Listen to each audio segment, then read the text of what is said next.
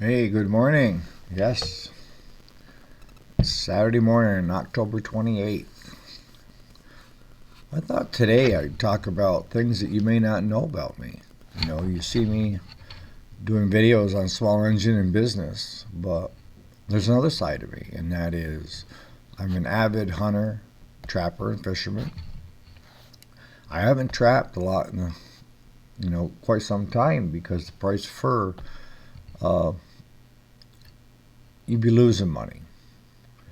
Fishing, I've been kind of invested a lot into work, so I haven't had much time to get out and fish even this year. And then hunting, I enjoy big game and small game. Now, I belong to a club up in the Adirondacks that we have 10,300 acres that we lease. And I'm third generation there. My son is fourth generation. But we also have the home farm that's just under 500 acres that we manage the deer. We don't just shoot deer, we manage them. We don't shoot does. We don't shoot fawns. We don't shoot young bucks. We look for the mature whitetails of the bucks, and we look for the mature does that have gone past where they're not giving offspring to put in our freezers. We are meat eaters. We love venison. The other thing that you may not know is I also am a rancher per se, in that I have Angus red and white beef cattle. And what we do there is any of the heifer calves that are born on the farm, I raise them up to increase the size of my herd and thin out some of the older ones when I need to. And all the bulls that are born, we steer them, and they end up part of the food chain when they hit 3.5, 4 years old.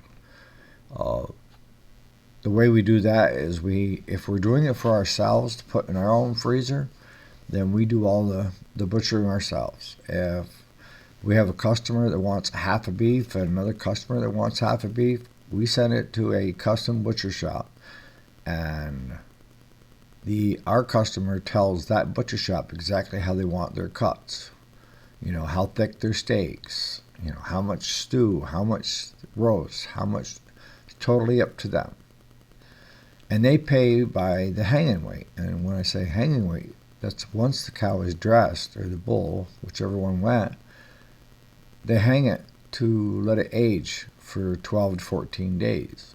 Now, while it's aging, it's going to lose a certain percentage of its body weight, and that's fine with me. I usually wait and have it weighed prior to going in to be cut up. So I'm probably screwing myself where other people charge the minute it's hanging. I wait until it's done the dry period of 12 to 14 days. And that's what bases the customer of what they pay me. And last year, our custom butcher shop had to raise the prices up a little bit so that, because of the cost of uh,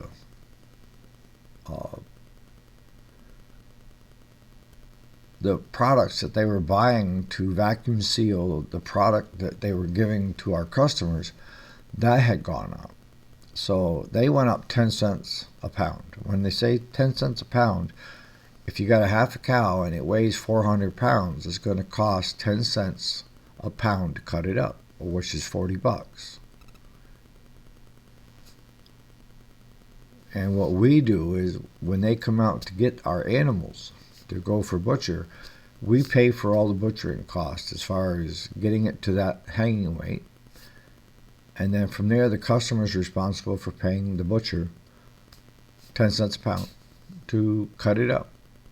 Or it's 60 cents a pound because they increased it by 10 cents. So it's 60 cents, and we charge. I was getting $3.50. I dropped it to $3.40 a pound. This year it's going to go up because meat in the stores have gone crazy. I can sell a cow to the sale barn right now, as long as she's healthy and she walks across, for $1.30, $1.40 a pound. And that's not having to do anything with it. Just let it go. And the feeders are bringing 250 to 270 a pound. And that's pretty damn good.